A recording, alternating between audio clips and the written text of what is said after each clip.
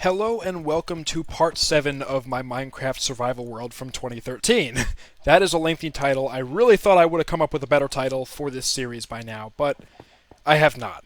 So, in today's episode, I want to show off the new city. Now, I know what you're probably thinking. This is Diamond City. You showed this in parts 1 through 3.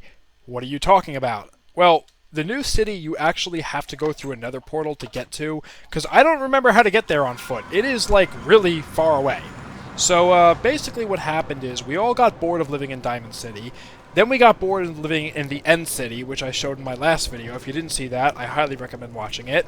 It'll give you a bit of context. So when we got bored of living in the End City, we built the Sky City, which was in episode 2 or 3, I think. When we got bored of living in the Sky City, we said, you know what? The new update came out, there's new biomes, let's just go live in a new biome. And that is what happened. So we take this long minecart, which goes for quite a while, which, by the way, there wasn't always tracks here. For a very long time, you just had to run the entire length of this tunnel. And at one point, there wasn't even a tunnel, but I digress. Which, something I want to say, too, that's a bit weird about this world, there is nearly no civilization in the Nether.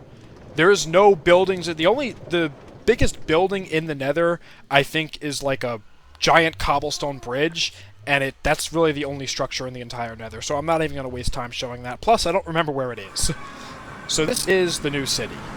Now, this place is way better built than Diamond City was, or... Diamond City also got a lot of touch-ups over the years. So, just going to fly mode right now. The new city, quote-unquote, is a lot smaller than Diamond City was, or at least it's not as densely packed. So, this here was my house, or my castle, really, realistically speaking. So, basically, we built this city to kind of get away from all the squeakers and the little kids and just the trolls and the griefers that were in the old part of the world, plus we just wanted a fresh start. That's also why my house has 2 gates. It has one gate here, where you cannot get through, and then it has another one up there that will also close. I'll show that one as well. So, yeah, basically, my castle was designed for maximum security. I even have a whole pit here, so even if you tried to jump, you really couldn't, unless you got up here and then ran along the side. Nevertheless, it was very difficult for people to grief my castle, and my castle never actually got griefed because it was so far away and said extra preventative measures. This castle, I say to date, is one of my best builds ever, aside from my world on the Java edition, but I will show that in a whole, that's going to be a whole separate series. So, this is my castle. Now, I guess I should show this off first, because I really just am itching to show this. So, basically, you'd enter through here, I mean, this would be open if it was left open, but you'd enter through here, and then you could go this way, or you could go to the little chapel that I had up here. I had stained glass, because at the time, stained glass had just been added to the game. So I had a whole bunch of stained glass, and then I had this balcony overlooking a courtyard, which, by the way, that used to be a beacon, and it had different colored stained glass to make the beacon beam glow a different color. So, yeah, that's completely open. That's just a concealed courtyard. And then here we have our enchanting area, a couple of chests, and then what's interesting is the chapel is almost like a separate structure built into the castle itself in a way. So I like that design. I really like the way I made this, honestly. I think it's pretty cool. Then you have up here, you can go, which is just a tower whose stairs I'm not climbing. Oh my. Climbing these stairs must have been annoying. But we have a tower up here, and you can kind of view the whole city from a nice view up top. Or you have those towers, which I don't think I ever used. Just inconvenient. Really, this city was very peaceful. There was never any really trolls or griefers or any crime like that. I had this nice little room here. Don't know why I put a snow golem here, but you should have this main hall area. And this, to date, I think is one of the nicest kitchens that I've ever built. I have a nicer one now in a newer part of this world, but I will show that in a later episode. That's going to be like probably the finale of this series. So then in here, I have my brewing room. This brewing room is the nicest one. Hands down, this is the nicest brewing room that I've ever made. had lots of chests with all sorts of items, but they're not in there anymore. So, yeah, that is the brewing area. So in here, we have my bedroom, and you kind of look out into the forest behind my house. Now, down here is where things got really cool. I got a little living room here. I've got a bar with a pool table, nice brick wall. And then this is the courtyard from actually being in the courtyard. And I also had a little pond there that I used to fish out of sometimes. But that's not the cool part. The cool part is me showing something that I had way too much time on my hands when I built it. And that's going to be a common theme coming up in my coming Minecraft videos. This is a underground vault that spans the entire length of the castle that is lined in obsidian. Literally everything, the walls, the floors, the corners, every part of this vault, except for the ceiling, is lined in obsidian. The idea being, if anyone tried to raid my castle and tried their luck with TNT cannons, it wasn't going to work for them. The only reason I didn't line the ceiling with obsidian is because, one, it would be too expensive, and two, it just didn't make sense because there's a layer of endstone, and then I believe there's a layer of cobble, and then there's a layer of wood beyond that. So nothing was getting in here. No one was finding this place. Now, something cool that I did add, I had a shop in town, and I added... Whoops. Nope. There we go. How many times is it going to take to get this right? There we go.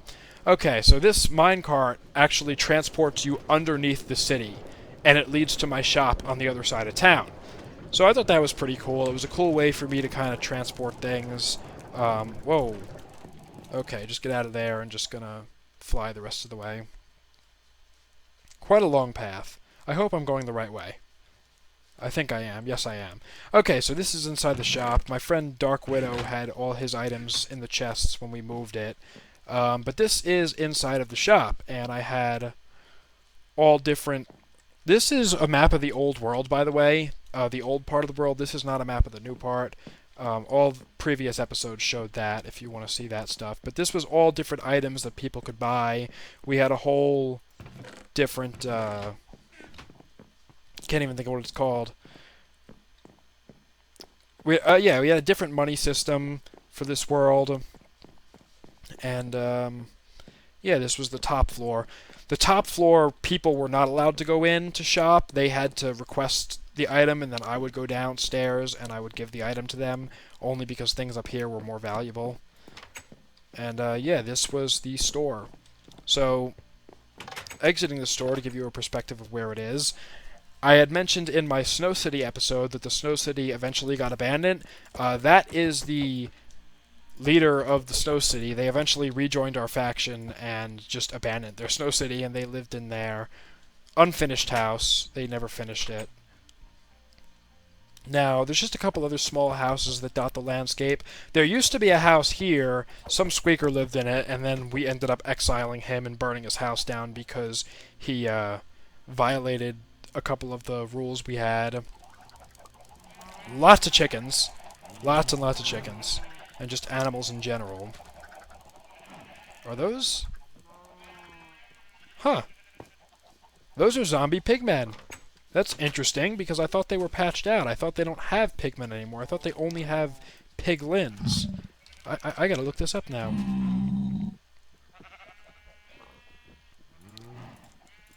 What do they look like?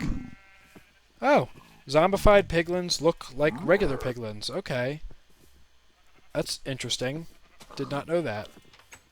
Actually, I think I may have a texture pack on that... I don't know. Anyway, so...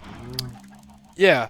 Now, this central building... Now, we had a couple other houses here. These were all just residential houses that people had made. You can look inside this one here. This one was pretty cool. I liked what he did with his house here on the inside. I really liked this system he had for storing his items, but... Now, the new city really didn't see nearly as much usage as the old city. It was very peaceful. Like I said, there was not a lot of crime that went on here because most of the people that played in the new city were very experienced and had a lot of items and just didn't really do anything. We never had a faction war here. This was someone else's house that I finished. I did the roof on this house, but somebody else built the house itself. Very nice house, might I add. I really like how they did this. I really like the way that they built it and all that. So yeah, that's that. Someone also tried to build a boat there. And there is also a house, if I remember. There's another boat out there someone started building. Yeah, there's a house built into the side of the mountain. So, overall, I really like the new city stuff better than the old city. There was also farms here. It wasn't nearly as economically active, though, as the as Diamond City and all the old parts of the world. Like I said, there was not nearly as much trading. There really wasn't any faction wars or crime of any type, although oddly enough, this city actually has the largest jail in the world, even though there was virtually no crime, which I don't really know why. This was the town hall where we had different, like, we would organize different, like, raids on things if we were going to raid. I know we went after a water temple one time and we raided that. Then down here you have the farm. This building was actually never completed. The original plans for this building was it was going to be a skyscraper, kind of like the one in Diamond City, but bigger. But that plan, thankfully, just fell through, and we never went through with it because we realized it would make it really, really ugly. And yeah, I'm kind of glad we didn't go through with it. And yeah, so if you go down here, you can see you just kind of got a room. This is actually in a valley. It's built inside of a valley of the mountains, but we just kind of kept going down. Now, this is one of the mines that we had. This is the mine for the new city. Now, we didn't really mine that much, not as much as the old city, mainly because we already had a lot of spare materials that we carried over. But if you go through here, we have the city jail. This jail is way bigger than any other jail that was ever created on the world. We had a med bay, which was never finished. We had lots and lots of cells, though. Just rows of cells on all four corners of the jail. Or all four sides of the jail, rather.